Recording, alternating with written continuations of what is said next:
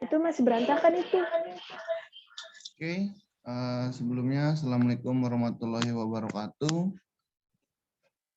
Selamat pagi kawan-kawan semua. Terima kasih yang udah bisa join pagi ini bersama kita kelompok 6 untuk melakukan kuliah umum di pagi ini dengan tema sosialisasi prosedur sertifikasi dan jaminan produk halal. Nah, mungkin sebelum kita mulai, kita sepakatin dulu ke teman-teman sekiranya kita bisa mulai jam berapa nih?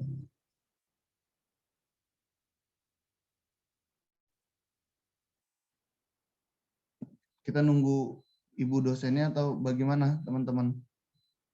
Darren.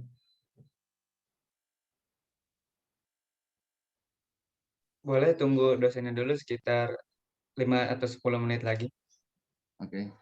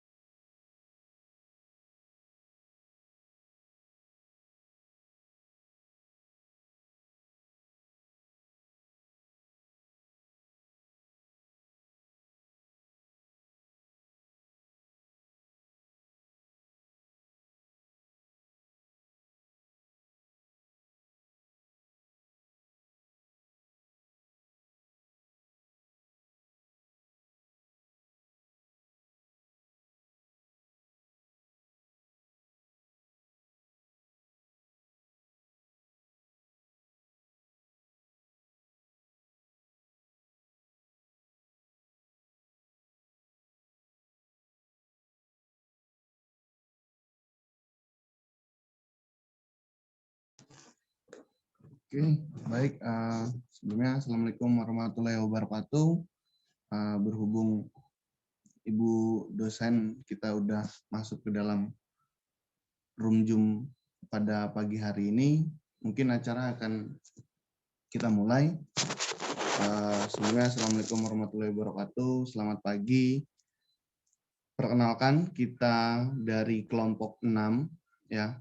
Dalam kegiatan pagi hari ini, kita mendapatkan sebuah tugas dari mata kuliah Ekonomi Islam tentang kuliah umum, ya, yang bertemakan tentang sosialisasi prosedur sertifikasi dan jaminan produk halal. Nah, di sini aku Samsul Arif mewakili kelompok 6, ya, yang dipercayai sebagai MC dan juga moderator untuk memimpin jalannya kuliah umum pada pagi hari ini. Dan di sini saya ingin izin memperkenalkan kelompok 6. Yang pertama itu ada Darren Ahmad Kurniawan, yang kedua ada Koko Pramono, yang ketiga ada Faisal Fikri Aulia, yang keempat ada Muhammad Fuad, dan yang terakhir ada saya Samsul Arif. Nah, mungkin setelah perkenalan, sebelum kita masuk ke dalam rangkaian agenda, aku sedikit menginformasikan terkait rundown pada pagi hari ini. Kita mulai jam 8, yang dimana ada satu registrasi acara yang tadi dari pagi sudah kita lakukan. Lalu setelah registrasi acara ada pembukaan acara, ada doa, ada menyanyikan lagu nasional, lalu membacakan ayat Al-Quran yang terkait dengan tema. Lalu di jam 9.15 sampai jam 9.30 itu ada sambutan-sambutan. Ada sambutan dari perwakilan kelompok 6 dan juga Ibu dosen Bu Husnul memberikan sambutan. Nah, yang ketiga itu ada masuk ke dalam ranah materi, ya. Jam 9.30 sampai jam 10 itu ada pemateri pertama yang diwakili oleh kelompok 6. Dan di jam 10 sampai jam setengah 11 itu ada pemateri kedua, yaitu dari Bu Husnul itu sendiri. Lalu yang ketiga ada dari jam 10 sampai jam 10.45 itu ada sesi diskusi atau sesi tanya jawab. Yang terakhir dari jam 10 sampai jam 11 itu ada penutupan dan sesi foto bersama. Nah, mungkin itu rangkaian agenda pada pagi hari ini. Mungkin bisa kita mulai dari awal, yaitu adalah pembacaan doa. Di sini saya akan memimpin. Sebelum kita mulai pada kegiatan pagi hari ini, alangkah baiknya kita berdoa menurut kepercayaan kita masing-masing. Berdoa dimulai.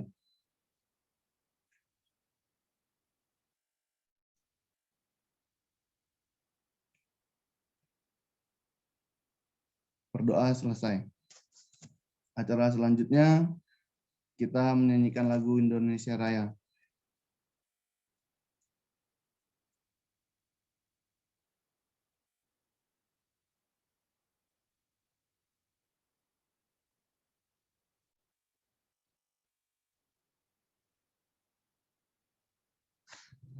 Ayo Mas Darren, instrumennya. Oleh Mas Koko, Mas Samsul.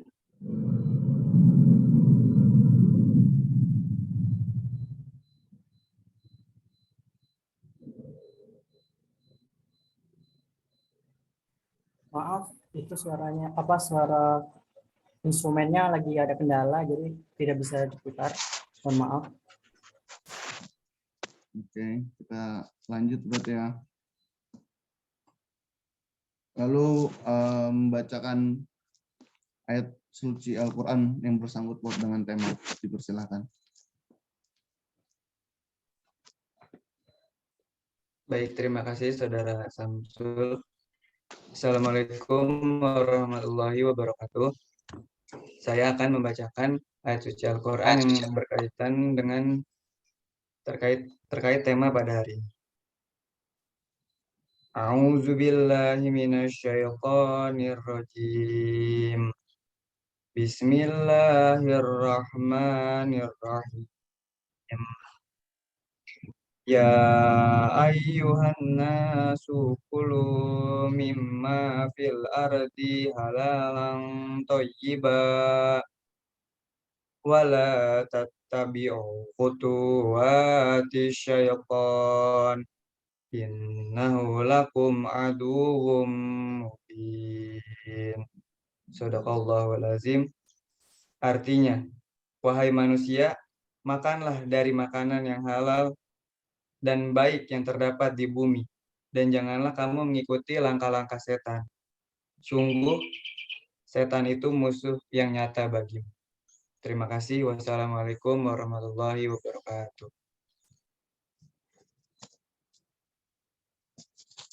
Terima kasih Mas Deran.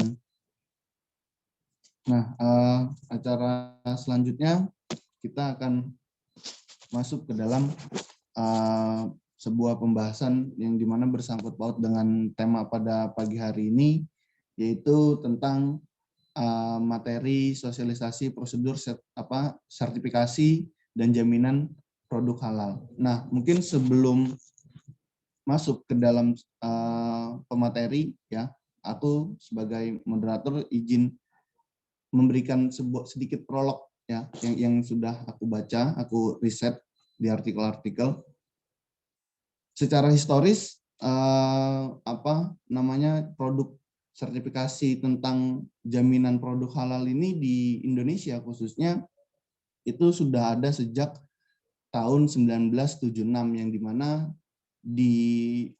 yang ditandai dengan terbitnya, ya, peraturan dari Menteri Kesehatan tentang peredaran yang mengandung bahan dari minyak babi itu sendiri gitu. Banyak banyak lah pokoknya yang non halal itu sudah diatur di tahun 1976 yang dipelopori oleh Menteri Kesehatan.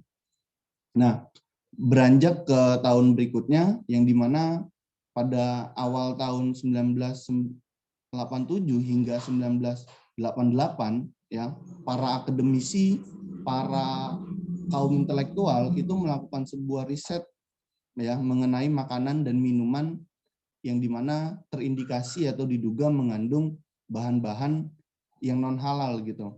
Nah, dari awal mula para akademisi dan juga kaum intelektual ini melakukan sebuah riset terhadap produk-produk makanan dan minuman, ya, ada juga media, ya, seiring berjalannya waktu riset mulai dilakukan, ya, dari tahun 87 hingga 88, 1 tahun silam, kemudian terbitlah hasil riset yang dilakukan oleh para kaum akademisi. Nah, terbitnya informasi ke publish terkait mengenai hasil riset bahan makanan dan minuman, ya, yang beredar di Indonesia, ini akhirnya memicu gejolak massa, akhirnya memicu gejolak masyarakat yang dimana secara mayoritas kita ketahui dan kita sadari di Indonesia secara mayoritas adalah agama Muslim gitu, ya kan? Nah, di tengah-tengah negara Muslim, ya, masyarakatnya secara mayoritas itu Muslim, di sisi lain banyak makanan yang minuman yang beredar secara non halal gitu. Nah, ini kan kelihatan nih pertentangannya gitu kan, maksudnya irisannya gitu, irisan dari kebutuhan masyarakat di Indonesia ternyata belum mampu dijaga secara keamanan gitu kan, atau secara keagamaannya. Nah, seiring munculnya banyak sekali media-media yang nge-publish terkait hasil riset bahwasannya banyak makanan dan minuman yang beredar secara non halal di Indonesia, akhirnya memiculah kemarahan kaum muslimin ini gitu kan, atau masyarakat secara muslim, dia berbondong-bondong untuk melakukan penolakan terhadap beredarnya makanan dan minuman. Nah, penolakan yang dilakukan oleh teman-teman muslimin ini, ya, akhirnya direspon baiklah oleh pemerintah gitu. Akhirnya direspon baik oleh pemerintah, yang dimana terbukti pada 1 Desember, ya, 1988 itu diadakannya pertemuan lembaga-lembaga pemerintahan yang terdiri dari Majelis Ulama Indonesia, terus Menteri Agama dan juga Menteri Kesehatan untuk membahas problematika yang dirasakan oleh masyarakat gitu, yaitu kegelisahan tentang makanan dan minuman yang beredar secara non halal di Indonesia. Nah, hasil dari pertemuan yang dilakukan oleh menteri-menteri di Indonesia, khususnya MUI, Menteri Agama dan juga Menteri Kesehatan, itu mendapatkan sebuah kesepakatan gitu, ya, kesepakatan bahwasanya ketika sudah adanya gejolak di masyarakat gitu kan, melakukannya ya protes-protes entah itu melalui demo dan lain sebagainya, akhirnya pemerintah merespon dengan dalam bentuk meresmikan sebuah lembaga yang namanya Lembaga Pengkajian Pangan, Obat-obatan dan Kosmetik, ya, Majelis Ulama Indonesia. Nah, setelah dibentuknya LPPOM MUI pada tahun 1987, ya. Nah, masyarakat Indonesia akhirnya yang tadi awalnya dia tingkat kekhawatirannya itu tinggi terhadap kekhawatiran makanan dan minuman yang beredar di Indonesia secara non halal, itu sudah mereda, ya, karena dibentuknya sebuah lembaga yang memang konsen atau fokus untuk melakukan sebuah riset makanan dan minuman yang non halal untuk beredar di Indonesia. Nah, seiring berjalannya waktu, ya, tupoksi dari Lembaga Pengkajian Pangan, Obat-obatan dan Kosmetik ini secara tupoksi dia dia menjaga ketentraman lah bagi masyarakat Indonesia, khususnya kaum muslim yang ada di Indonesia, untuk untuk tidak ragu lagi mengonsumsi sebuah barang gitu kan, untuk tidak khawatir lagi dalam mengonsumsi atau jajanan-jajanan entah itu di mal, di pasar dan lain sebagainya. Nah, beranjak ke tahun berikutnya, ya, masuk dalam tahun 2014, yang dimana pemerintah pun menerbitkan kembali aturan tentang Undang-Undang Nomor 33 Tahun 2014 tentang jaminan produk halal. Nah, di tahun 2014 ini mungkin kawan-kawan bisa searching ya tentang Undang-Undang Nomor 33 Tahun 2014 tentang jaminan produk halal. Nah, mungkin secara terperinci itu sudah dijabarkan di dalam sebuah undang-undang tersebut.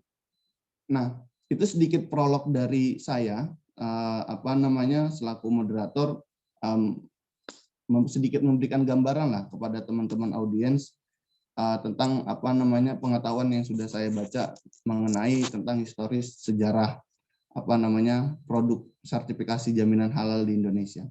Nah, mungkin itu sedikit bisa dilanjut oleh pemateri pertama kita, yaitu dari kelompok 6, Mas Deren. Silakan Mas Deren.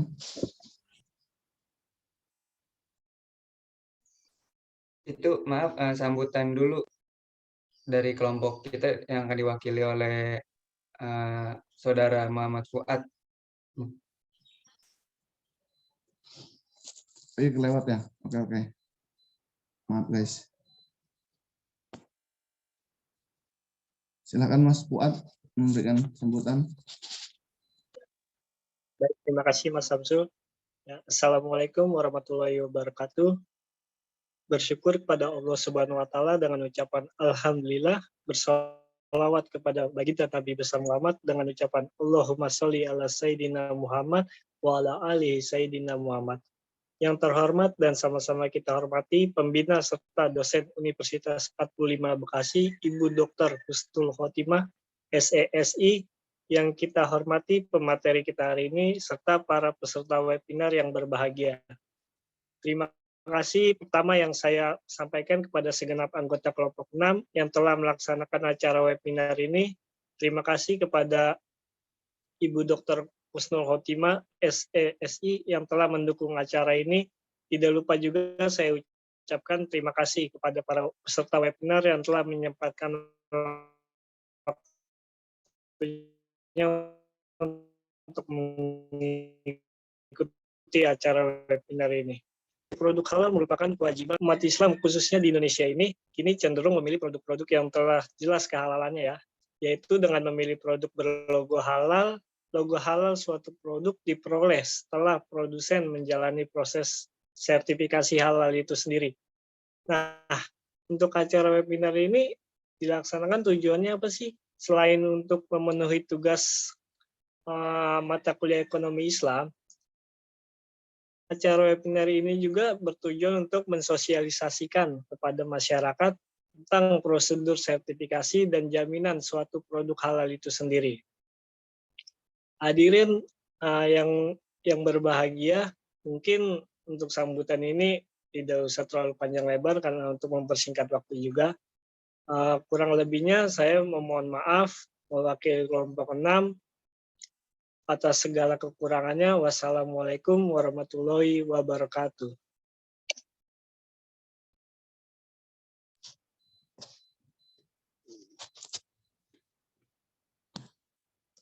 Ya baik, acara selanjutnya mungkin aku persilakan kepada Ibu Husnul Khotimah untuk memberikan sedikit sambutan pada acara pagi hari ini.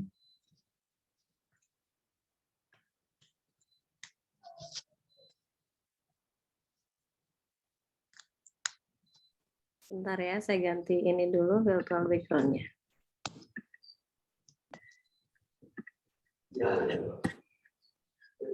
Oke, baik. Bismillahirrahmanirrahim. Assalamualaikum warahmatullahi wabarakatuh.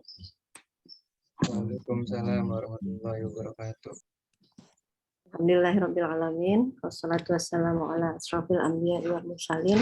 Sayyidina Muhammadin wa ala alihi wa sahbihi ajma'in. Alhamdulillah, pada kesempatan pagi hari ini, di hari ke-23 ya, bulan Ramadan, kita masih diberikan nikmat sehat, dan Allah berikan gerakan langkah kita untuk memenuhi niat dan keinginan kita untuk sama-sama melakukan thalabul ilmi, sekaligus juga melaksanakan peran mulia, memberikan wawasan, mengingatkan diri kita untuk senantiasa kembali kepada ajaran-ajaran Islam. Jadi bagian dari sebuah proses ya perkuliahan, kita diharapkan sebagai mahasiswa, dan saya secara pribadi sebagai dosen merasa bahwa apa yang kita pelajari di dunia kampus itu juga harus diberikan manfaatnya buat masyarakat. Nah, diantaranya adalah melalui kegiatan seperti ini ya. Kita bisa melakukan aktivitas di sela-sela kegiatan pembelajaran di kelas, dan ini bagian dari bagaimana kita berinteraksi dengan masyarakat ya, dalam hal ini dunia pendidikan maupun dunia usaha yang terkait dengan topik ini. Dan alhamdulillah pada pagi hari ini teman-teman mungkin sudah berhasil menggerakkan ya beberapa UKM atau para pelaku usaha yang sebetulnya berkaitan dengan topik kita, agar ya mereka yang mungkin belum mengenal atau belum menyadari tentang jaminan produk halal kemudian menjadi tergerak untuk melakukannya. Dan kalian juga mungkin yang nanti bakal menjadi calon-calon wirausaha sekaligus juga pasti menjadi konsumen dalam hal ini, punya awareness yang tinggi ya, kesadaran terhadap produk halal itu menjadi sebuah keharusan ya. Sebagai seorang muslim, identitas kita muslim, maka dalam perilaku kita pun kita tunjukkan bahwa diri kita menerapkan apa yang menjadi concern bagi seorang muslim. Nah, mungkin seperti yang tadi sudah disampaikan oleh rekan-rekan dari Samsul Arif, kemudian juga dari Fuad, bahwa pada dasarnya konsen tentang halal itu bukan menjadi konsumsi seorang muslim saja, bukan hanya menjadi bagian dari perilaku seorang muslim, tapi perilaku universal ya. Kalau kita kembali kepada fitrah seorang manusia, pada dasarnya setiap manusia tidak ingin melakukan hal-hal yang melanggar kepada atau menganiaya dirinya sendiri. Semua ingin bahwa apa yang dia lakukan, dia konsumsi atau dia nikmati adalah sesuatu yang baik, yang tidak menimbulkan bahaya bagi dirinya dan juga tidak melanggar ketentuan agama yang diyakininya. Nah, kita tahu bahwa sejak masa Nabi sebelum Nabi Muhammad pun ayat-ayat yang atau istilahnya risalah yang diturunkan kepada nabi-nabi sebelumnya pun risalah ketauhidan kan, dan saya kira ajarannya selaras. Semua nabi, semua agama samawi itu mengajarkan perilaku untuk mengarah kepada perilaku halal. Ya, dilarang membunuh binatang yang tanpa menggunakan asma Allah, kemudian dilarang melakukan tindakan aniaya kepada binatang ketika sebelum dikonsumsi, dan tentunya ada banyak hal ya terkait dengan ancaman terhadap jiwa manusia jika kita mengkonsumsi barang-barang yang haram. Nah, tentunya di balik itu berarti kenapa sih Allah melarang? Kenapa Allah tidak memberikan izin kepada kita untuk melakukan tindakan-tindakan yang haram? Itu karena memang di balik itu adalah untuk keberlangsungan hidup manusia. Allah menginginkan kita berperan sebagai khalifah yang meneruskan risalah yang disampaikan oleh Nabi, menerapkan apa yang Nabi pernah ajarkan, itu semua dalam rangka untuk keberlangsungan hidup kita. Nah, ketika kita sudah sampai pada masa di mana kita tidak lagi mengindahkan itu semua, maka tunggulah kehancurannya. Tunggulah bahwa peradaban ini akan selesai ketika manusia kemudian menjadikan agama atau menjadikan tuntunan Allah dan Rasul-Nya ini bukan lagi sebagai acuan. Ya, saya kira itu mungkin hal-hal yang menjadi titik tekan. Semoga kegiatan ini berjalan dengan lancar. Terima kasih untuk kesiapan teman-teman semuanya. Mudah-mudahan semakin bertambah lagi yang bisa terlibat di dalamnya. Karena kegiatan ini nggak sekedar menggugurkan kewajiban kita kuliah ya, tapi apa sih dampak implikasinya? Syukur-syukur ini menjadi artikel yang bisa diterbitkan nanti di jurnal PPN ya. Saya kira seperti itu. Harapan saya mungkin panjang, ini impact-nya buat program studi, buat universitas, reputasi kampus, dan tentunya indeks reputasi kita di dunia karya ilmiah, kemudian juga terkait dengan kerjasama mungkin dengan perguruan tinggi lain, dunia usaha, itu bisa direalisasi melalui kegiatan-kegiatan semacam ini. Dan pastinya silaturahim kita bisa tambah panjang. Ya. Itu saja mungkin, selamat berwebinar. Semoga kalian bisa menyerap banyak manfaat dari kegiatan ini. Kita akhiri, billahi taufiq wal hidayah. Assalamualaikum warahmatullahi wabarakatuh. Waalaikumsalam warahmatullahi wabarakatuh. Terima kasih Ibu Snul yang sudah memberikan sedikit sambutan pada acara pagi hari ini. Oke, kita langsung masuk ke materi ya, materi yang akan kita sedikit diskusikan pada room pagi hari ini, itu tentang sosialisasi prosedur sertifikasi dan jaminan produk halal. Nah, secara historis tadi sudah saya jelaskan sedikit ya, prolog tadi di awal. Nah, mungkin selanjutnya akan saya berikan kepada Mas Deren selaku perwakilan dari kelompok 6 yang ingin memberikan bacaan mengenai sosialisasi prosedur sertifikasi dan jaminan produk halal. Dipersilakan Mas Deren. Baik, terima kasih Mas Samsul. Boleh slide-nya langsung digeser, Saudara Koko.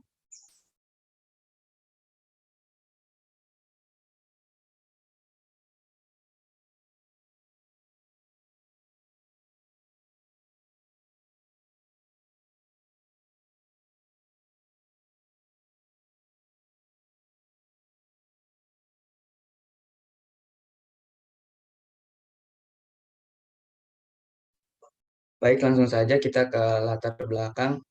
Mengonsumsi produk halal merupakan kewajiban umat Islam. Oleh karena itu, umat Islam khususnya di Indonesia kini cenderung memilih produk-produk yang telah jelas kehalalannya, yaitu dengan memilih produk berlogo halal. Logo halal produk diperoleh setelah produsen menjalani proses sertifikasi halal. Sehubungan dengan berlakunya Undang-Undang Republik Indonesia Nomor 33 Tahun 2014 tentang jaminan produk halal, maka produk tertentu yang dipasarkan di Indonesia wajib memiliki sertifikat halal. Oleh karena itu, LPPOM MUI mendukung kebijakan pemerintah Indonesia dengan menyediakan layanan pemeriksaan kehalalan produk yang dipasarkan di Indonesia, selain menyediakan sertifikasi halal produk yang dipasarkan di luar Indonesia. Dasar hukum mengenai kehalalan. Salah satunya saya sudah sebutkan tadi mengenai Quran Surat Al-Baqarah ayat 168, dan yang selanjutnya ada Quran Surat Al-Baqarah ayat 172.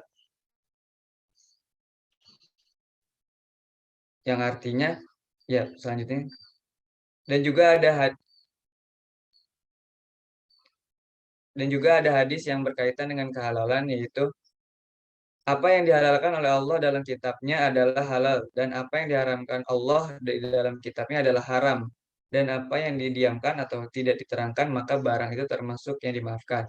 Hadis riwayat Ibnu Majah dan Tirmizi.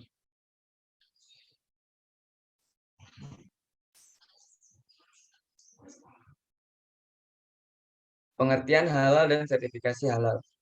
Halal adalah segala objek atau kegiatan yang diizinkan untuk digunakan atau dilaksanakan dalam agama Islam. Istilah ini dalam kosakata sehari-hari lebih sering digunakan untuk menunjukkan makanan dan minuman yang diizinkan untuk dikonsumsi menurut Islam, menurut jenis makanan dan cara memperolehnya.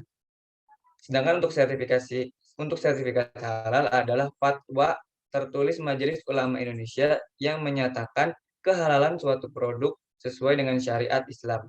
Sertifikat halal ini merupakan syarat untuk mendapatkan izin pencantuman label halal pada kemasan produk dari instansi pemerintah yang berwenang. Next, go. Lanjutannya, sebelum melakukan pendaftaran sertifikasi halal ini, perusahaan harus sudah menerapkan sistem jaminan halal atau SJH yang sesuai dengan regulasi pemerintah dan HAS 23.000.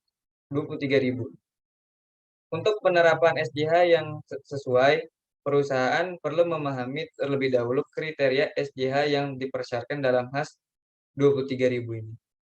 HAS 23.000 ini disusun berbasis tematik sesuai dengan proses bisnis perusahaan.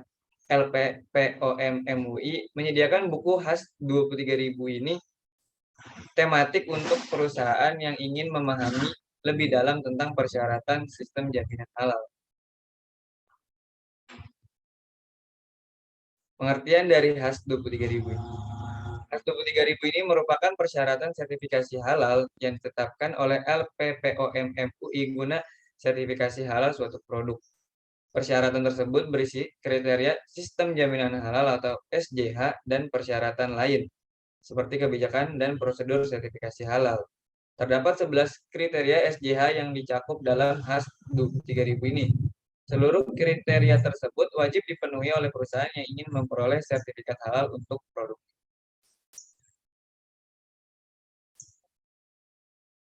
Kriteria sistem jaminan halal dalam HAS 23.000 ini. Yang pertama, kebijakan halal. Yang kedua, tim manajemen halal. Yang ketiga, ada pelatihan. Yang keempat, bahan. Yang kelima, fasilitas produksi. 6, produk. 7, prosedur tertulis aktivitas kritis.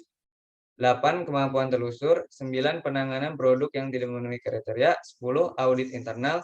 Dan yang terakhir, kaji ulang manajemen.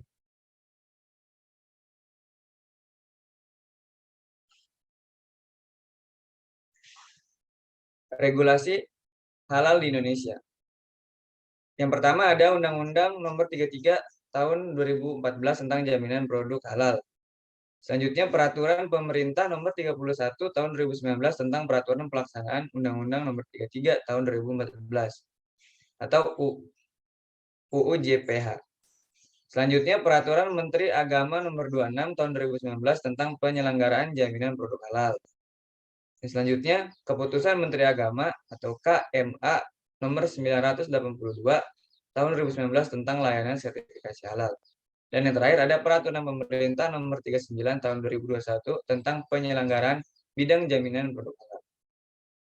Selanjutnya, materi selanjutnya akan disampaikan oleh Saudara Koko. Baik, terima kasih Darren.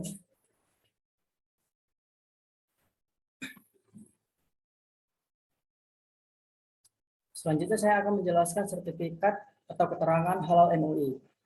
Sertifikat halal atau ketetapan halal MUI adalah dokumen yang diterbitkan berdasarkan fatwa tertulis Majelis Ulama Indonesia yang menyatakan kehalalan suatu produk sesuai dengan syariat Islam. Sertifikat halal atau ketetapan halal ini merupakan syarat untuk mendapatkan izin pencantuman label halal dan kemasan produk dari instansi pemerintah yang berwenang. Sertifikasi halal pada produk pangan, obat-obatan, kosmetik, dan produk lainnya dilakukan untuk memberikan kepastian status kehalalan, sehingga dapat menenteramkan batin konsumen dalam mengonsumsinya. Kesinambungan proses produksi halal dijamin oleh prosedur produsen sehingga secara penetapan sistem jaminan halal. Selanjutnya prosedur sertifikasi halal MUI untuk produk yang beredar di Indonesia. Sertifikasi halal melibatkan 3 pihak, yaitu BPJPH, LPPOM, MUI sebagai lembaga pemeriksaan halal, dan MUI. BPJPH melaksanakan penyelenggaraan jaminan produk halal. LPPOM MUI melakukan pemeriksaan secukup dokumen, penjadwalan audit, pelaksanaan rapat auditor, penerbitan audit, memorandum, penyampaian berita secara hasil audit pada rapat Komisi Fatwa MUI. MUI melalui Komisi Fatma menetapkan kehalalan produk berdasarkan hasil audit dan menerbitkan ketetapan halal MUI. Di sini bisa dilihat tahap proses sertifikasi halal dalam negeri. Yang pertama, ada pemohonan STTD ke BPJPH, yaitu pemohonan diajukan secara tertulis kepada Kepala BPJPH bersama dokumen pendaftaran. Yang kedua, pendaftaran di sistem CEROL. Pendaftaran pemeriksaan ke LPPOM MUI melalui sistem CEROL. Yang ketiga, ada pre-audit dan pembayaran akad. LPPOM MUI melakukan pre-audit sementara perusahaan melakukan pembayaran pemeriksaan kehalalan. Yang keempat, penjadwalan audit. Perusahaan dan auditor menyepakati jadwal pelaksanaan audit. Lalu yang kelima, pelaksanaan audit. Auditor memeriksa penerapan sistem jaminan halal yang mencakup 11 kriteria SJH. Yang keenam, rapat auditor dan analisis lab. Pembahasan hasil audit dalam rapat auditor dalam LPPOM MUI menguji sampel bahan atau produk. Yang ketujuh, ada keputusan status SJH, yaitu penilaian kecukupan pemenuhan kriteria SJH untuk lanjut ke rapat Komisi Fatwa. Yang ke-8, rapat Komisi Fatwa, penetapan kehalalan produk oleh Komisi Fatwa MUI. Yang ke-9, penerbitan ketetapan halal MUI dan status atau sertifikat SJH. Perusahaan memperoleh ketetapan halal MUI dan status atau sertifikat SJH. Yang ke-10, penerbitan sertifikat halal. Perusahaan memperoleh sertifikat halal dari BPJPH berdasarkan ketetapan halal MUI. Ketetapan halal sebelumnya untuk kelompok produk yang sama atau khusus registrasi pengembangan atau peminjaman. Manual SJH atau SJPH khusus registrasi baru pengembangan dengan status SJH baru atau perpanjangan. Status sertifikat SJH terakhir khusus registrasi pengembangan dan perpanjangan. Diagram alir proses produksi untuk produk yang didaftarkan untuk setiap jenis produk. Pernyataan dari pemilik fasilitas produk bahwa fasilitas produk yang kontrak langsung dengan bahan dan produk termasuk peralatan pembantu untuk digunakan secara bergantian untuk menghasilkan hasil dan produk yang mengandung babi atau keturunan atau tidak pernah digunakan untuk memproduksi produk yang mengandung babi atau keturunannya. Maka telah dilakukan penyucian 7 kali menggunakan air dan salah satunya dengan tanah, sabun, deterjen atau bahan kimia yang dapat menghilangkan bau dan warna najis. Selanjutnya daftar alamat seluruh fasilitas produksi, termasuk pabrik maklon dan gudang bahan atau produk intermediate. Khusus untuk restoran, fasilitas yang diinformasikan perlu mencakup kantor pusat, dapur eksternal, gudang internal, dan tempat makan atau minum. Khusus untuk produk gelatin, jika bahan baku, kulit, tulang, kerongkongan, dan lain-lain tidak bersertifikat halal, maka alamat seluruh pemasok bahan baku juga harus dicantumkan. Bukti diseminasi kebijakan halal. Bukti kompetensi tim manajemen halal, sertifikat seperti sertifikat penyelia halal, sertifikat pelatihan eksternal, dan bukti pelatihan internal, daftar kehadiran, materi pelatihan, dan evaluasi pelatihan, khusus registrasi pengembangan fasilitas. Diperlukan bukti pelatihan internal di fasilitas baru tersebut. Bukti pelaksanaan audit internal SJH. Bukti izin perusahaan seperti NIB, surat izin usaha industri, surat izin usaha mikro dan kecil, surat izin usaha perdagangan, atau surat keterangan keberadaan sarana produksi yang terlibat oleh perangkat daerah setempat. Sertifikat atau bukti penerapan sistem mutu atau keamanan produk seperti sertifikat HACCP, GMP, FSSC 22.000 untuk pangan, sertifikat lain, higien, sanitasi untuk restoran, dan jasa boga. Cara pembuatan pangan yang baik, cara pembuatan obat yang baik, cara pembuatan kosmetik yang baik, dan sebagainya. Khusus untuk pendaftaran rumah potong hewan, terdapat tambahan data yang diperlukan sebagai berikut. Yang pertama, nama penyembelih, metode penyembelih, terus yang ketiga, metode pruning. Oke, selanjutnya akan dibacakan oleh Faisal Fikri Aulia. Oke, terima kasih Koko. Prosedur sertifikasi halal MUI untuk produk yang dipasarkan di luar Indonesia. Sertifikasi halal untuk produk yang akan dipasarkan di luar negeri dapat diajukan langsung ke Majelis Ulama Indonesia atau MUI. Prosedur dan keputusan sertifikasi halal ditangani oleh dua lembaga di bawah MUI, yaitu LPPOM MUI dan Komisi Fatwa MUI. LPPOM MUI menangani pemeriksaan kecukupan dokumen, penjadwalan audit, pelaksanaan audit, rapat auditor, penerbitan auditor memorandum, penyampaian berita acara hasil audit dalam rapat Komisi Fatwa MUI, keputusan Komisi Fatwa MUI terkait kehalalan produk berdasarkan hasil audit, dan penerbitan ketetapan halal MUI.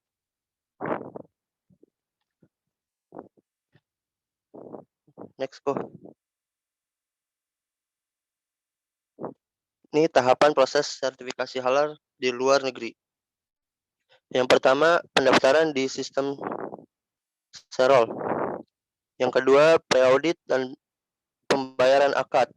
Yang ketiga, penjadwalan audit. Yang keempat, pelaksanaan audit.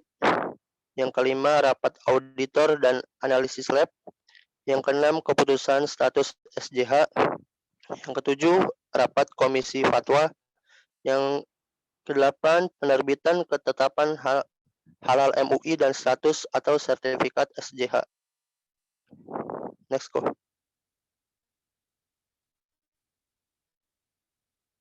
Dokumen yang perlu diunggah oleh perusahaan untuk proses pemeriksaan kehalalan produk lebih lanjut. Pertama, ketetapan halal sebelumnya untuk kelompok produk yang sama. Yang kedua, manual SJH atau SJPH. Yang ketiga, status atau sertifikat SJH terakhir. Yang keempat, diagram alir proses produksi untuk produk yang didaftarkan.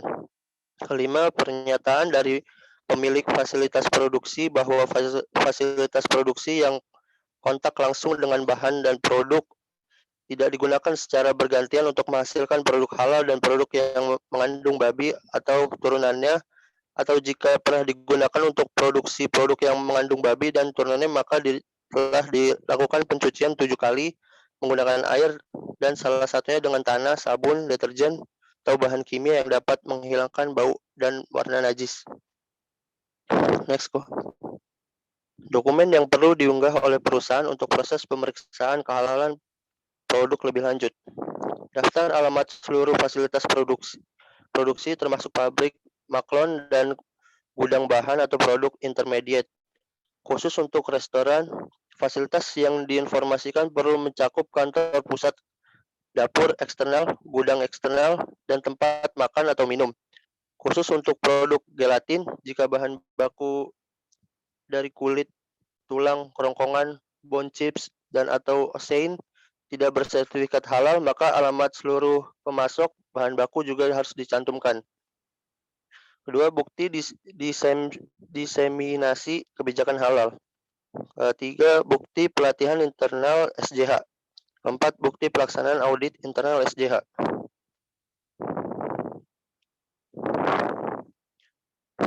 Dokumen yang perlu diunggah oleh perusahaan untuk proses pemeriksaan kehalalan produk lebih lanjut. Bukti izin perusahaan seperti NIB, surat izin usaha industri, surat izin usaha mikro dan kecil, surat izin usaha perdagangan, SIUP, atau surat keterangan keberadaan sarana produksi yang diterbitkan oleh perangkat daerah setempat.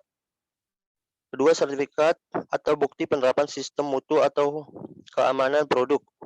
Sertifikat seperti sertifikat HACCP, GMP, FSSC 22.000 untuk pangan, sertifikat lain higiene sanitasi untuk restoran dan jasa boga, cara pembuatan pangan yang baik, CPPB, cara pembuatan obat yang baik, CPOB, cara pembuatan kosmetik yang baik, dan sebagainya. Next, go.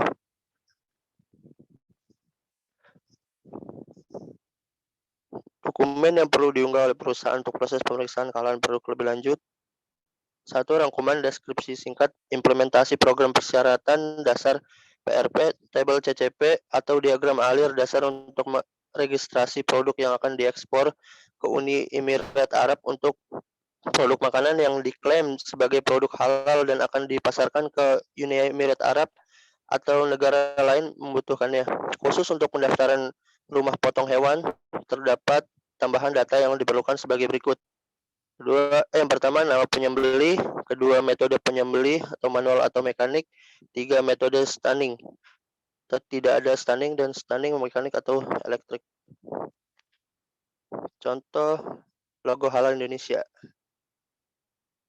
Badan Penyelenggara Jaminan Produk Halal BPJPH, Kementerian Agama penerbit versi baru logo halal.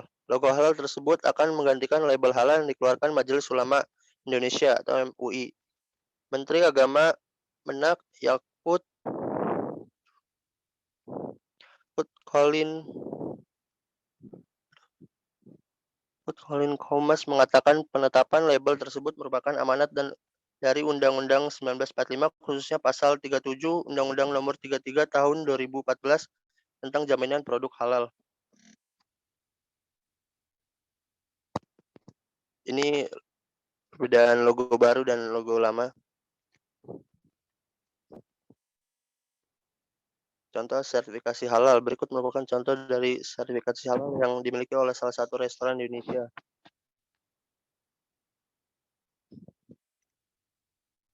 Ini contohnya.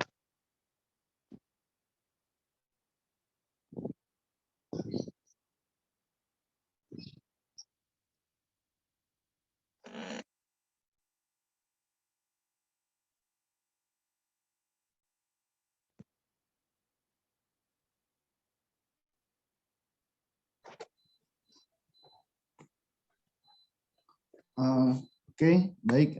Terima kasih kepada teman-teman kelompok 6 yang sudah memberikan ya sedikit bacaan kepada audiens pada hari ini. Ada 5 poin yang tadi berhasil disampaikan oleh teman-teman kelompok 6. Yang pertama itu ada latar belakang, yang kedua ada alur sertifikasi di dalam negeri, dan juga ada sertifikasi ada prosedur sertifikasi untuk di luar negeri juga. Tadi juga sudah dilihatkan contoh-contoh sertifikasi dan juga pembaharuan logo halal itu sendiri yang dikeluarkan oleh MUI. Nah, itu poin-poin yang tadi berhasil sudah disampaikan oleh teman-teman kelompok 6. Mungkin selanjutnya kita berikan waktu kepada Ibu Husnul untuk sedikit memberikan pengetahuan terkait sosialisasi prosedur sertifikasi dan jaminan produk halal di Indonesia khususnya. Waktu saya persilahkan kepada Ibu. Oke, baik. Teman-teman, mungkin tadi beberapa dari penyampaian butuh beberapa penekanan ya. Kalian improvisasinya kurang, jadi apa yang penting untuk dijadikan penekanan tidak hanya tentang prosedur, tapi apa sih manfaatnya ketika kita punya label halal kan. Artinya kan ini yang akan menggugah masyarakat untuk kemudian melakukan sertifikasi halal itu karena ada nilai tambahnya dari sebuah produk. Jadi produk itu akan menjadi pilihan konsumen ketika dia sudah memiliki jaminan halal dan terdaftar secara legal. Jadi bukan hanya ngecap label halal aja di kemasan tanpa ada nomor sertifikasinya, tanpa memang menjaminkan secara langsung. Kan modus seperti itu banyak ya, orang dengan sistem percetakan yang ada sekarang dia bisa aja bikin kemasan, namun sebetulnya kemasan yang bercap halal itu tidak diproses melalui prosedur yang sesuai. Nah, padahal kita tahu label halal itu didapatkan melalui sebuah proses pengujian, kemudian audit, ya untuk mempertahankan labelnya pun mereka harus diawasi oleh lembaga penjaminan produk halal agar tidak terjadi penyalahgunaan setelah sudah dapat sertifikat, jangan sampai kemudian mereka lengah dan bisa jadi di tengah-tengah itu mereka melakukan manipulasi, ya mencampur apa yang tidak seharusnya, melakukan tindakan yang tidak sesuai dengan penjaminan halal atau tindakan-tindakan untuk produksi di bidang halal, namun ini lepas dari kontrol para lembaga penjaminnya. Jadi tetap harus ada itikat baik dari pelaku usaha atau mereka yang memang menginginkan bahwa konsumen percaya pada produknya, maka dimulailah dari itikat yang baik, lakukan itu, pertahankan itu, karena yang tahu produk kita halal benar atau tidaknya itu adalah ya kita sendiri. Kejujuran itu penting, integritas itu penting, dan sebagai seorang produsen rasanya sih kita juga tidak ingin kan kalau kita diberikan produk yang salah atau yang dimanipulasi gitu. Jadi timbulkan rasa empati ya pada diri kita sebagai pelaku usaha. Misalkan kalau saya meyakinkan bahwa produk saya, misalkan saya bikin bakso ya, produk bakso daging sapi asli, misalkan dikatakan di situ daging sapi asli halal. Kalau kita memang yakin bakso kita dari daging sapi, ya tunjukkan itu dengan niatan bahwa kita akan mempertahankan itu sepanjang produksi kita lakukan. Karena kita juga nggak mau kan ketika produk kita itu beredar terus dimakan orang, kemudian ada haramnya di situ, padahal kita declare bahwa kita halal, itu akan menimbulkan dampak bukan hanya orang yang mengkonsumsinya, tapi kita sebagai produsennya itu istilahnya menanggung dosa jariah ya yang kita turunkan karena kita tidak bertanggung jawab dengan kebenaran yang kita sudah jaminkan. Jadi intinya seperti itu, dari pelaku usaha, kita sebagai konsumen juga harus punya kepedulian untuk selalu ngecek nih beli barang masuk ke supermarket atau ke pasar, coba dicek apakah produk ini sudah halal atau belum.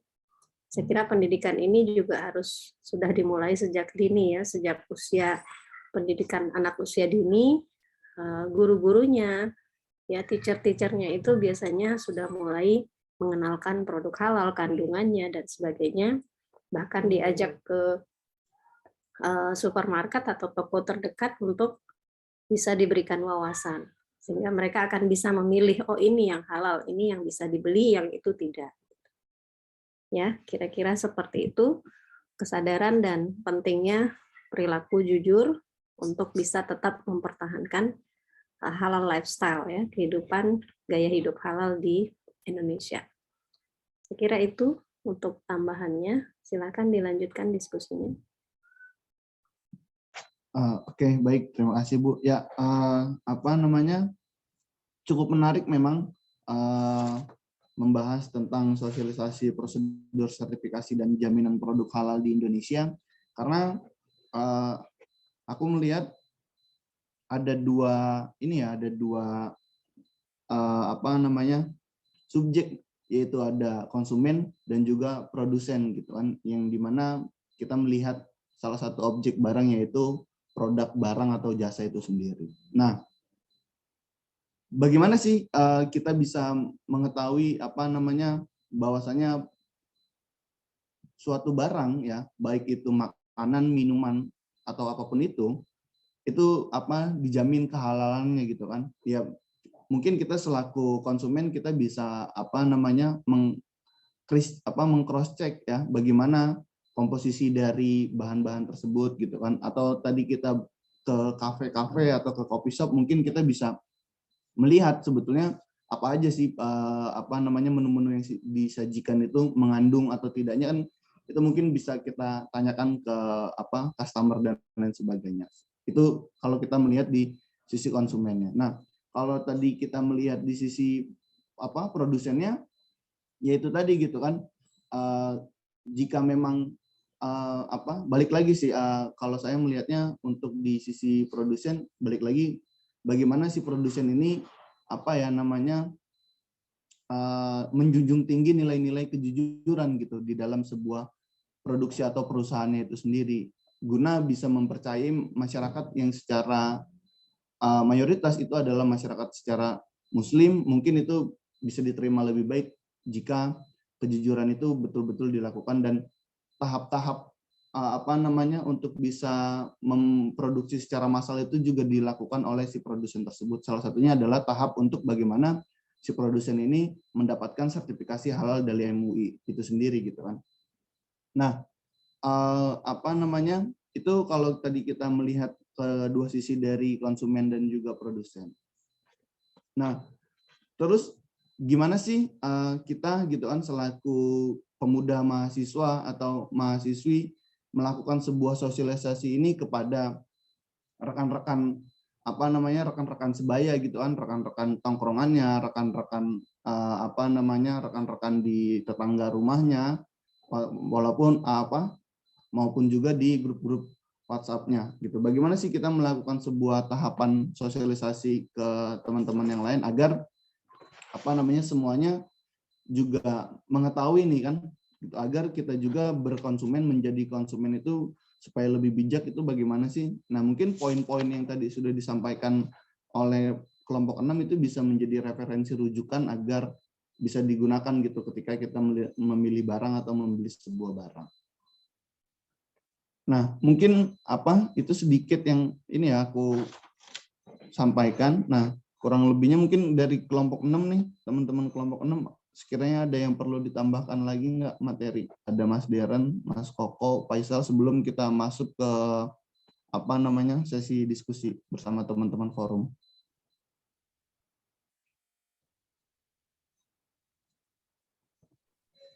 Kalau dari saya sudah cukup jelas, Mas Samsul, dari penjelasan teman-teman dan juga yang sudah ditambahkan oleh Bu Husnu sudah cukup jelas. Yang lainnya, Koko sama Faisal, Mas Fuad mungkin, karena ini kan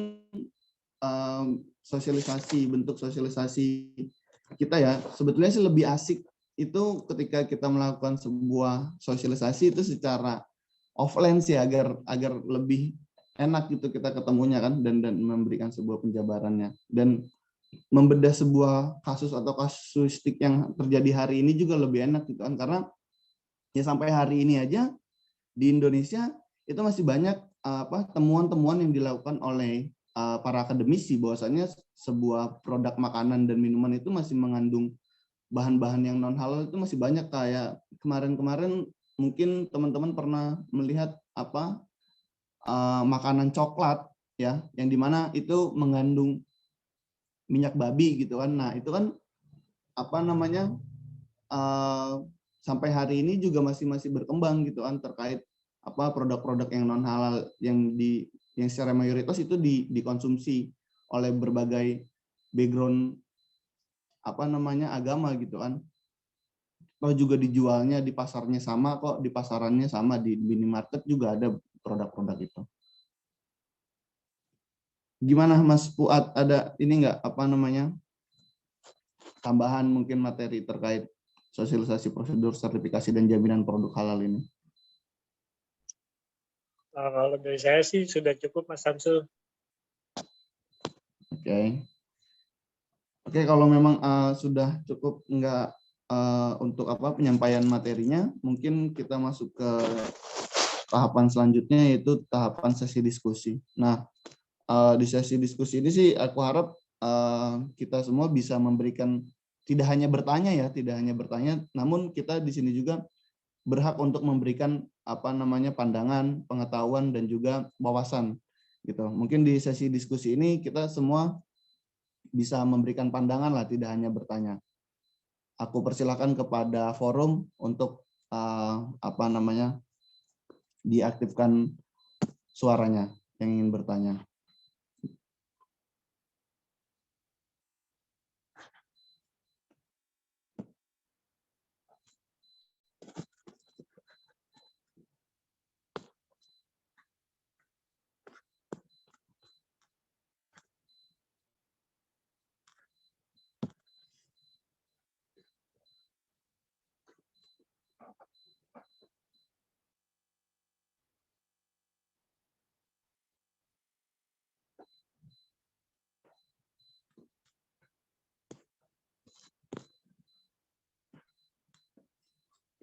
Bagaimana forum?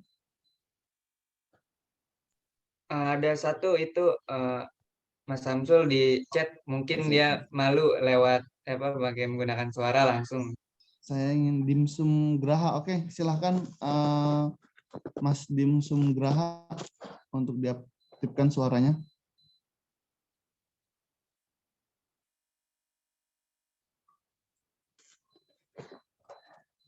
Oke, kita tampung dulu lah ya pertanyaannya. Udah ada 2 pertanyaan.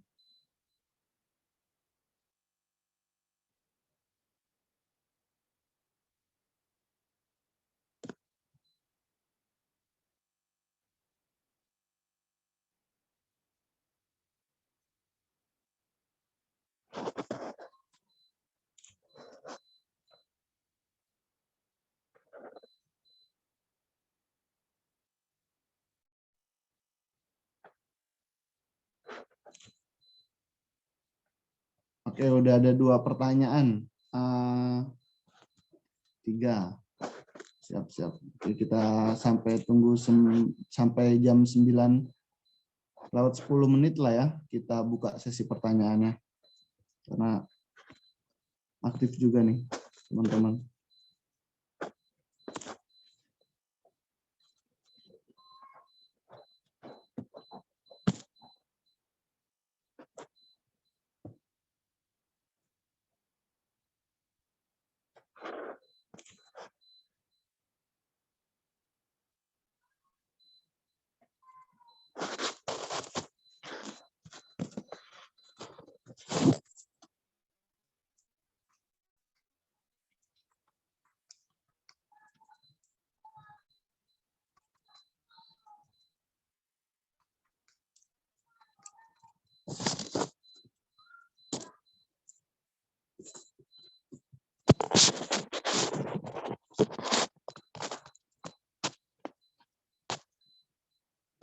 Oke, udah ada 3 dari Mas Dimsum Graha, CNS Hop, sama Clarissa Wardani. Masih ada waktu 3 menit untuk kawan-kawan mempersiapkan pertanyaan.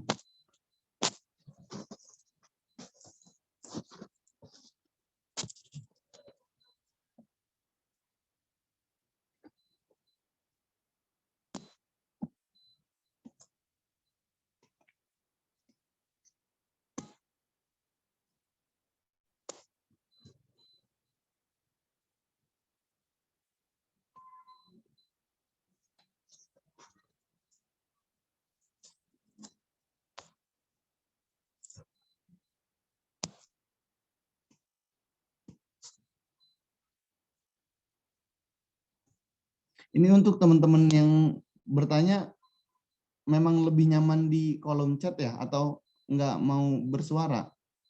Padahal lebih asik bersuara sih sebetulnya, ada tektokan di antara di room kita pada pagi hari ini sih. Cuma nggak apa-apa kalau teman-teman lebih nyaman di kolom chat.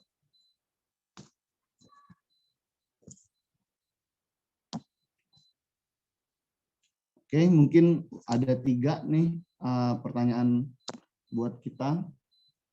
Yang pertama itu ada dari Mas Dimsum Graha. Saya ingin bertanya bagaimana sertifikat halal ini dapat berbeda dari negara Islam di Timur Tengah. Itu yang pertama. Yang kedua itu ada dari Chen Esop. Selamat pagi, saya dari Chen Esop. Di sini saya memiliki usaha kecil-kecilan terkait make up dan skincare. Izin bertanya, jika ingin memesan produk kosmetik dari luar negeri yang di sana sudah tersertifikasi halal, apakah diperlukan lagi sertifikasi halal ketika masuk ke dalam negeri atau cukup dengan sertifikasi halal yang sudah ada? Yang ketiga, ada Clarissa Wardani, itu saya ingin bertanya, akankah sertifikat dari MUI akan diakui di seluruh negara Islam? Oke, yang pertama mungkin kita masuk ke Mas Dimsum Graha. Bagaimana sertifikat halal ini dapat berbeda dari negara Islam di Timur Tengah?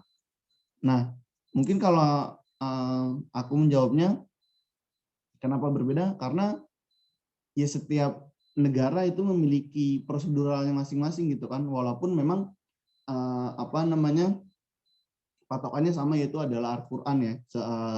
Kalau kita berbicara secara agama, ya mau agamanya berbeda, tapi kan tetap bacaannya dan hadisnya sama gitu, Al-Quran dan hadis.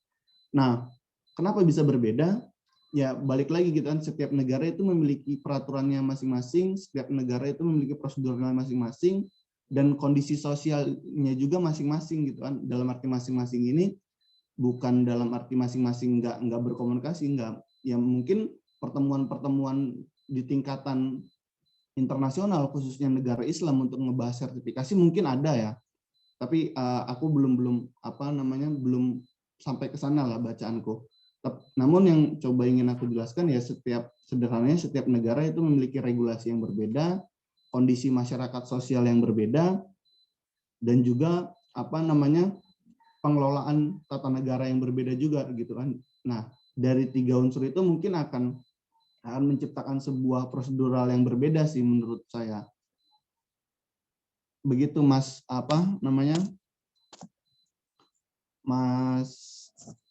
Mas Dimsum Graha. Itu sih kalau jawaban dari saya terkait pertanyaan Mas Dimsum Graha.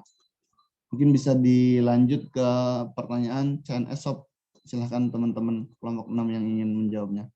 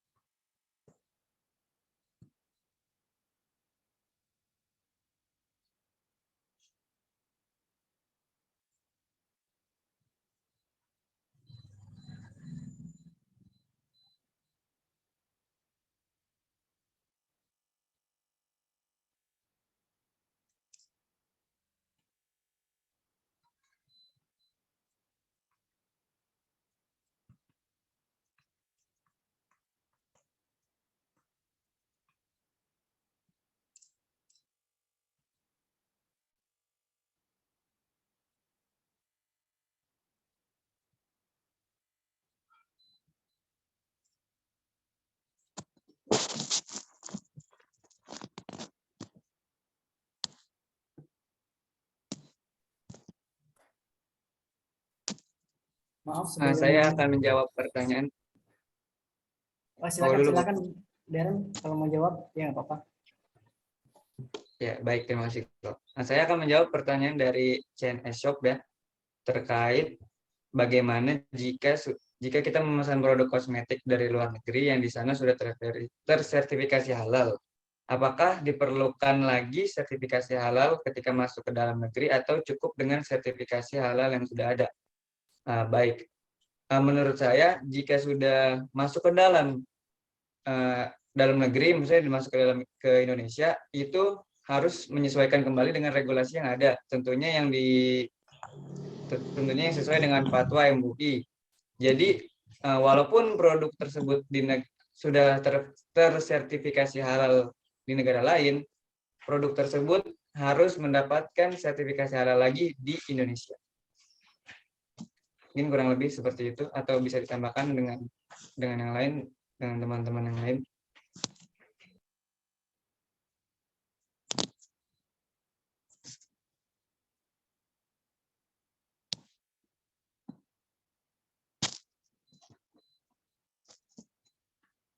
Mungkin sebelum dilanjut, penegasan sih dari saya mewakili kelompok 6, ini masih tahap proses belajar bagi khususnya kelompok 6 ya. Mungkin untuk untuk jawaban-jawaban atas pertanyaan yang sudah dilontarkan sama teman-teman itu cukup kurang maksimal. Ini kita masih tahap proses belajar ya. Mungkin ada Ibu Snul selaku pembina dan juga dosen kita pada mata kuliah ekonomi Islam nanti bisa memberikan sedikit tambahan atas pertanyaan-pertanyaan yang sudah dilontarkan sama teman-teman.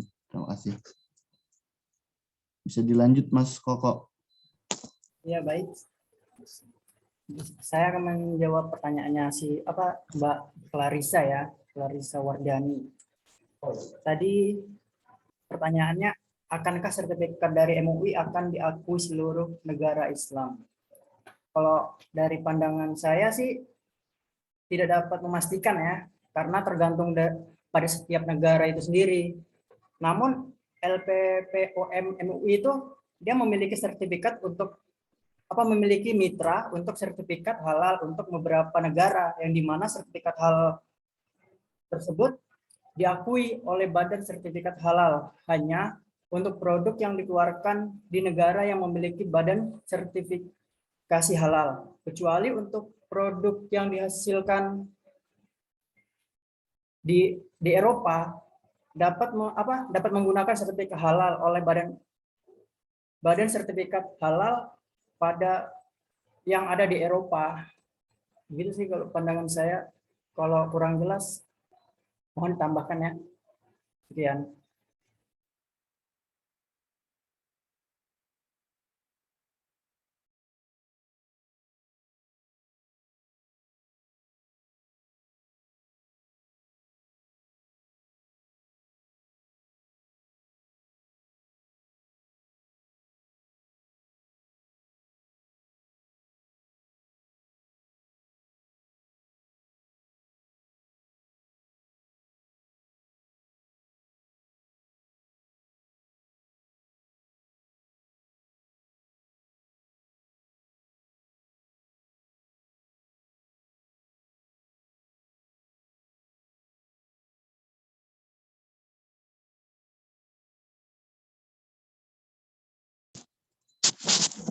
Oke, baik. Masih ada beberapa pertanyaan lagi, kawan-kawan. Silakan.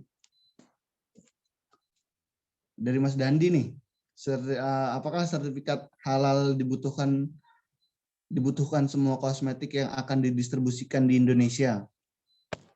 Coba saya izin menjawab, Mas Samsul. Siap. Berdasarkan regulasi terbaru, bahwa setiap produk yang masuk, keluar, dan diperdagangkan di kawasan Indonesia ini harus memiliki sertifikat halal, di mana produk tersebut berhubungan dengan makanan, minuman, obat, kosmetik, produk kimia, produk biologis, produk rekayasa genetik, dan juga produk yang kita gunakan. Nah, yang kita gunakan untuk umum ya. Nah, bahan yang dipakainya ini harus jelas dulu apakah bahan-bahan yang terbuat dari kosmetik ini halal atau tidak kan, karena untuk saat ini banyak kasus ya untuk kosmetik sekarang ini berbahan dari kimia yang kurang baik. Nah, oleh karena itu perlu dipertanyakan lagi apakah bahan-bahan dari kosmetik ini halal atau tidak. Mungkin ya, sepengetahuan saya kayak gitu Mas Samsul. Sekiranya ada yang mau menambahkan silakan. Oke, terima kasih Mas Fuad. Nah, ada terakhir nih, pertanyaan terakhir dari Assalamualaikum dari Wise Travel Parfum. Assalamualaikum warahmatullahi wabarakatuh. Waalaikumsalam. Saya menjual parfum yang di dalamnya ada unsur alkohol. Bagaimana hukumnya? Silakan kawan-kawan.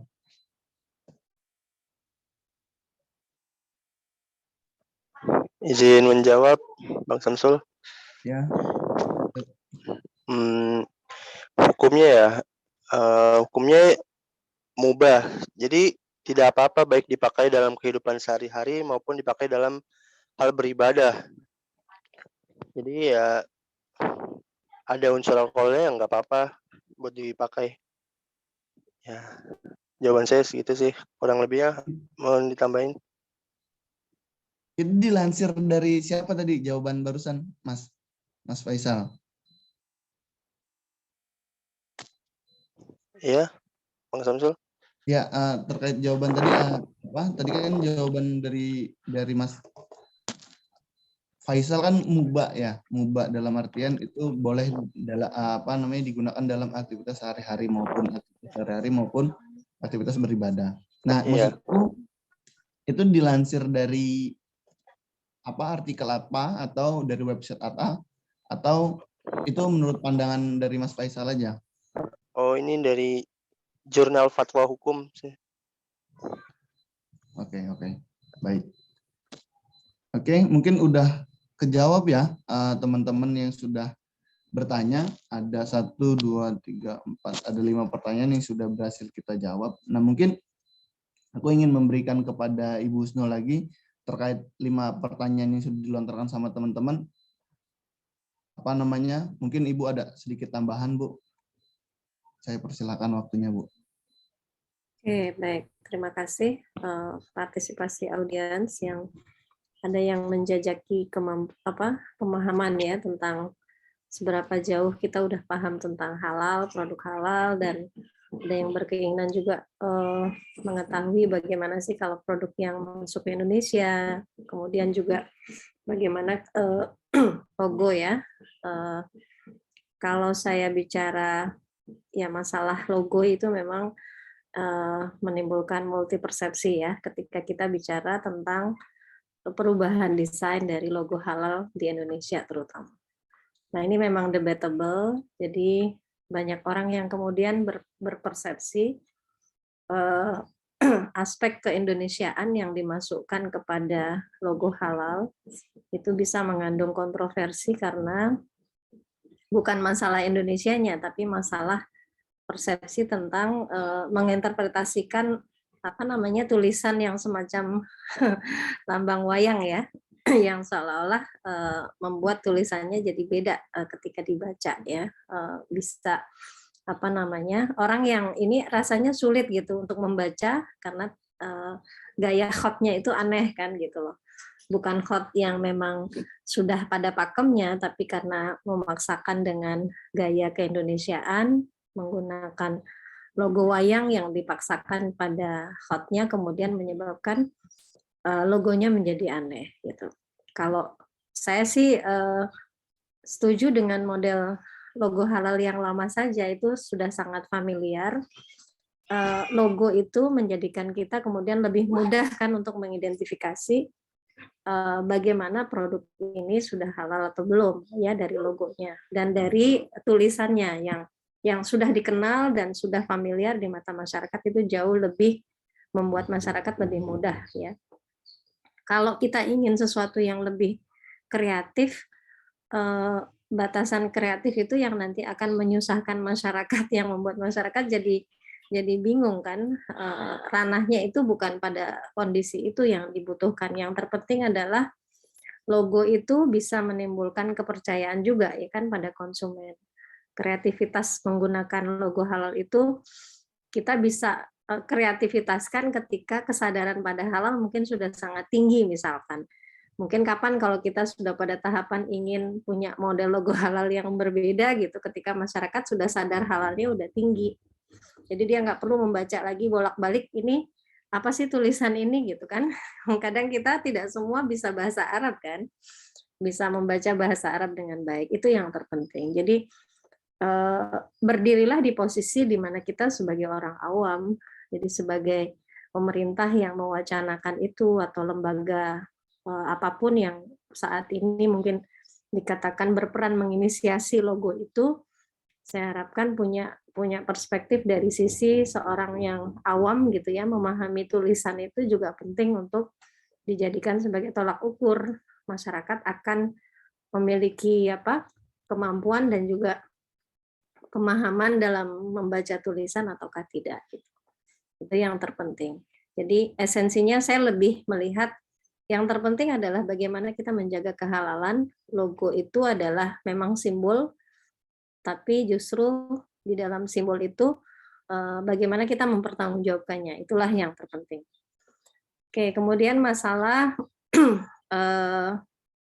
yang kedua tadi ya, usaha kecil-kecilan kosmetik. Ya, kalau kita memesan kosmetik dari luar negeri, saya kira sekarang sudah banyak yang mendapatkan itu semua ya. Yang mungkin perlu juga kita lihat semacam Korea. Negara Korea itu kan salah satu yang jadi kiblat kosmetik anak-anak muda sekarang ya, yang mungkin kreativitasnya sangat tinggi, menciptakan berbagai skincare lah, make up yang untuk artis ataukah juga untuk kepentingan keseharian. Saya kira produsen di sana, kalau dia membidik pasar potensialnya Muslim di negara-negara seperti Indonesia itu sangat tertarik dengan produk mereka, mereka pasti berpikir akan menciptakan produk halal juga gitu. Jadi nggak ada ruginya bikin produk halal karena masyarakat Muslim di dunia ini, termasuk juga yang non-Muslim, itu pasti punya pemikiran bahwa produk halal itu akan membuat mereka merasa lebih nyaman, ya, menenteramkan. Jadi intinya kalau kita mengambil produk dari luar yang memang sudah punya sertifikasi halal, nanti di Indonesia sendiri akan diverifikasi kembali ya untuk mendapatkan pengakuan dari lembaga penjamin halal di Indonesia. Kalau sudah memang mereka bekerja sama dengan lembaga luar dan di situ ada nota kesepahaman untuk bisa saling menerima satu sama lain, saya kira standar halal internasional itu bisa jadi rujukan juga diterapkan di negara manapun ketika dia sudah mendaftarkan di lembaga sertifikasi halal dunia. Nah, saya kira tren ke depan akan seperti itu, jadi orang akan, negara-negara di dunia ini mungkin akan punya kesepakatan tentang standarisasi halal. Saya kira Indonesia punya, Saudi punya, Australia punya, kemudian juga Amerika, Cina, Jepang, dan sebagainya. Saya kira lembaga-lembaga bentukan masyarakat maupun negaranya pun sebetulnya sudah punya penjaminan halal ya, lembaga sertifikasi dan penjaminan halal. Jadi tinggal mereka mungkin bersepakat tentang kode, tentang bagaimana barang keluar masuk antar negara yang nanti justru akan lebih mempermudah prosedur dan membuat para produsen maupun konsumennya tidak merasa dipersulit ya untuk mendapatkan produk-produk halal. Apalagi wacana ke depan kita tidak ada lagi barrier ya antar negara, tidak ada lagi hambatan antar negara. Saya kira produk halal ini pun juga menjadi bagian yang penting untuk dibuat standarnya dan membuat negara tidak sulit untuk mendapatkannya. Oke. Nah, yang sertifikasi halal MUI sebetulnya mungkin perlu dikonfirmasi lagi ya, karena tidak setiap negara memang merasa yakin dengan sertifikasi halal di negara lain ya. Biasanya mereka akan mengkonfirmasi atau kalau memang negara tersebut sudah memiliki catatan kerjasama tadi yang saya sampaikan dengan Indonesia tentang hal itu dan bisa saling menjaminkan untuk keduanya mereka bisa saling menerima, biasanya seperti itu. Kayak misalkan produk sapi potong dari Amerika maupun dari Australia itu kan mereka juga punya kan lembaga standar halalnya, ketika masuk ke Indonesia diverifikasi sudah terdaftar. Nah, mereka bisa intinya daging impor yang berasal dari kedua negara itu bisa diterima di negara kita. Ya, seperti itu. Ya, kalau bicara pertanyaan dari Dandi ini, semua produk kosmetik yang didistribusikan itu butuh sertifikat halal. Kalau saya bilang mereka ingin menyasar konsumen Muslim, harusnya iya. Jadi mereka keuntungan ketika menjadi produk halal itu kan membuat tadi yang minat masyarakat makin tinggi. Kemudian masyarakat yang memang mayoritas Muslim ini tidak akan meragukan ya ketika kita sudah punya sertifikat halal. Cuman memang sekarang ini kan memang banyak produk kosmetik yang mereka punya concern sendiri ya, kadang untuk membuat kulit glowing, penyal dan sebagainya, itu kadang mereka juga nyerempet menggunakan lemak-lemak yang berasal dari lemak hewani, dan itu bukan sapi, bukan domba, tapi bisa jadi lemak babi ya. Nah, ini yang mungkin dianggap karena biayanya murah, kemudian hasilnya optimal, bisa jadi membuat mereka kemudian berpikir menggunakan babi. Tapi kalau ada temuan atau bahan-bahan yang setidaknya bisa dijaminkan halal, artinya berasal dari yang dibolehkan, ya entah dari lemak hewani, yang lain yang sudah jelas kehalalannya, kenapa tidak gitu. Kalau kualitasnya bagus dan harganya bisa ternyata lebih mahal, namun diyakini itu halal, kenapa tidak? Jadi saya kira konsumen kalau sudah yakin, dia akan bisa membeli produk meskipun harganya lebih mahal, tapi keamanan dan kenyamanan itu didapatkan, mereka saya kira bisa membayar dengan lebih mahal untuk sebuah standar halal yang sudah dimiliki. Ya, untuk alkohol memang ini masih ada berbagai pendapat ya dalam parfum. Namun ya lebih baik kalau kita mampu beli yang bibit atau yang tidak mengandung alkohol, itu rasanya jauh lebih nyaman ya. Ya, termasuk parfum luar negeri juga atau merek-merek terkenal dunia. Saya kira kalau kalian spray juga kan yang mengandung alkohol itu beda ya ininya, ketahanan baunya ya, ada yang EDT, ada yang EDP gitu kan. Nah, kalian bisa lihat zat alkohol dan sebagainya itu berapa persen di dalamnya, atau yang murni tanpa alkohol. Kalau kita mampu membeli yang murni, kenapa tidak? Nah, selama masih diperbolehkan, ya kita mungkin bisa mendapatkan yang ini, asalkan tidak istilahnya tidak kalau alkohol itu kan ada yang bisa dikonsumsi kalau dia tidak dimasuk ke dalam mulut kan, intinya kan dia hanya dipakai pada pakaian, namun ada juga yang mengatakan bahwa ketika menyentuh pakaian pun itu hukumnya haram digunakan untuk sholat. Nah, jadi kita mau memegang prinsip kehati-hatian atau kita mengarah ke mubah fleksibel ya. Nah, kalau kita punya kemampuan untuk membeli yang murni, lakukan itu agar kita terhindar dari hal-hal yang nanti menimbulkan keresahan atau ketidaknyamanan.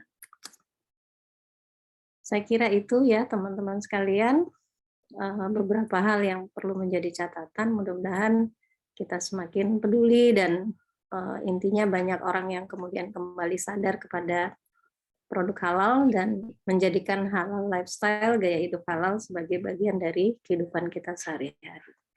Terima kasih. Assalamualaikum warahmatullahi wabarakatuh. Oke, baik. Terima kasih Bu sudah sedikit bantu menjawab ya pertanyaan-pertanyaan dari audiens. Nah, mungkin dari pertanyaan-pertanyaan itu sudah berhasil kita jawab dan Ibu Husnul pun selaku pembina dan dosen mata kuliah Ekonomi Islam sudah membantu menjawab. Nah, kalau tambahan sedikit dari saya sih, memang penting sekali ya terkait sertifikasi dan juga produk halal di Indonesia, khususnya yang dimana situasi hari ini kita dihadapkan dengan pasar bebas yang dimana barang mau baik itu baju, makanan, dan juga teknologi itu semuanya menyasar ke Indonesia. Semuanya menyasar ke Indonesia. Yes, karena memang budaya masyarakat Indonesia ya, peradaban sosial hari ini di Indonesia masih konsumtif lah dalam berbagai produk gitu. Apalagi tadi kalau kita melihat kalau kita sekte-sektekan ada kosmetik yang dimana kita patron kepada Korea gitu kan. Terus juga lifestyle juga hampir berbagai benua Eropa itu menjadi budaya patron lifestyle di Indonesia juga secara tidak langsung kan. Nah, dari situasi itu penting sih memang tadi sepakat juga dengan perkataan dari Ibu Husnul bahwasannya harus ada konsesi atau perjanjian gitu kan di tingkatan internasional atau ASEAN deh untuk bagaimana menyikapi tentang produk halal ini yang akan masuk ke dalam setiap negara yang mayoritas masyarakatnya itu adalah Islam. Nah, mungkin itu sedikit tambahannya. Mungkin selesai kita di sesi diskusi atau tanya jawabnya. Agenda selanjutnya itu ada penutupan dan juga sesi foto.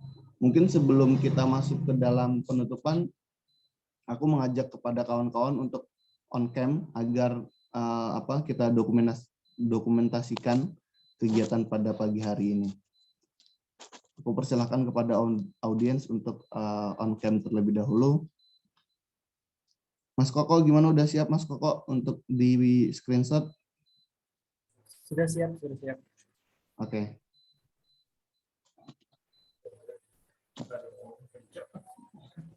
Ya, dihitung ya. 1, 2, 3. Oke, terima kasih. Selesai. Oke.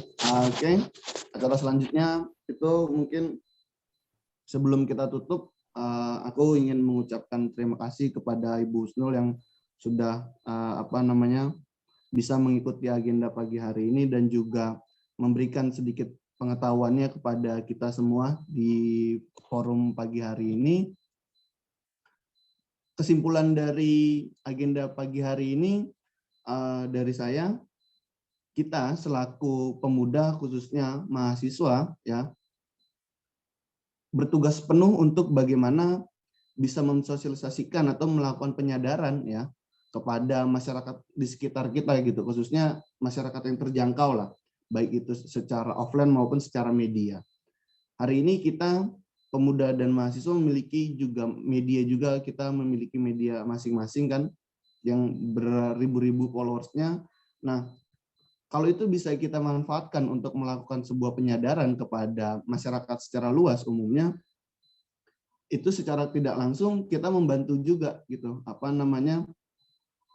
kerja-kerja pemerintah hari ini dalam melakukan sosialisasi prosedur sertifikasi jaminan halal ini gitu kan. Nah, begitupun kita melakukan memulailah kita obrolan-obrolan tentang tematik-tematik seperti ini gitu di tingkatan tongkrongan di coffee shop maupun di di tongkrongan mainnya teman-teman gitu kan. Tidak hanya jadi pembahasan tematik seperti ini tidak hanya di forum-forum formal seperti ini aja, melainkan juga di forum-forum yang biasa. Itu alangkah baiknya coba kita diskusikan gitu agar tingkat penyadaran, tingkat kesadaran terhadap produk halal ini juga semakin meningkat gitu kan, dan juga semakin meluaslah penyebaran ilmu pengetahuan. Nah, harapan dari kegiatan hari ini mungkin itu ya, kurang lebihnya mohon maaf. Banyak sekali kekurangan-kekurangan dari kelompok kita, dan saya Samsul Arif mewakili teman-teman kelompok 6 pamit undur diri. Wassalamualaikum warahmatullahi wabarakatuh. Terima kasih kawan-kawan. Assalamualaikum warahmatullahi wabarakatuh. Assalamualaikum warahmatullahi Terima kasih semuanya. Izin live ya. Ya Ibu. Ya Bu, terima kasih Terima kasih, Bu. Bu.